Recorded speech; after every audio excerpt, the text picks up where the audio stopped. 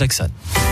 DKL, les conseils de Patrick Grimm, comportementaliste animalier et éducateur canin. Toute cette semaine, Patrick, nous parlons des dangers de l'anthropomorphisme.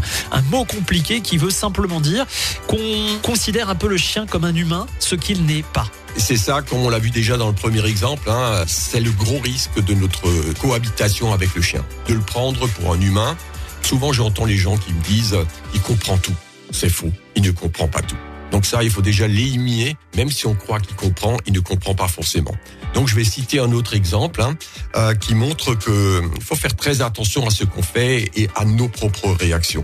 Donc la réaction, c'est voilà, le chien il a détruit en votre absence. Vous êtes donc parti, la maison était vide et vous retrouvez un peu l'appartement en miettes. Donc ça arrive quand même assez fréquemment. Eh oui. C'est pour ça qu'on cite souvent ces exemples-là, parce que ce sont vraiment des exemples que je rencontre au quotidien et les gens qui se plaignent justement des destructions. La croyance numéro 1, c'est de penser que le chien se venge parce qu'on l'a laissé seul. Ça, c'est une réaction purement humaine. Or, c'est complètement faux. Le chien ne se venge pas, il n'a pas d'esprit de vengeance.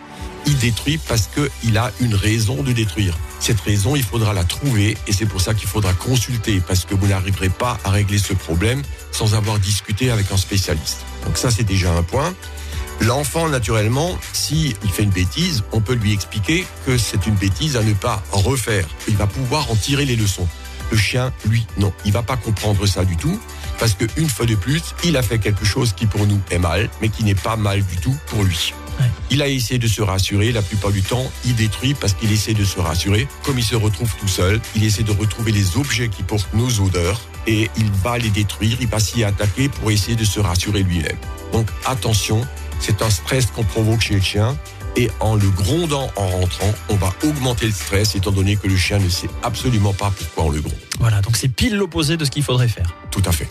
Comme quoi, on en apprend tous les jours grâce à Patrick. Merci beaucoup. On peut vous consulter, on le rappelle, c'est l'occasion de le dire. Oui, tout à fait. On peut naturellement me consulter, surtout si vous détectez que quand vous laissez votre chien seul et qu'il était propre, là je parle naturellement d'un chien adulte, et puis que tout à coup il devient malpropre. Donc là, c'est qu'il y a un malaise et effectivement, il faut consulter. Rendez-vous sur Internet, vous tapez Patrick Grimm, G-R-I-2-M.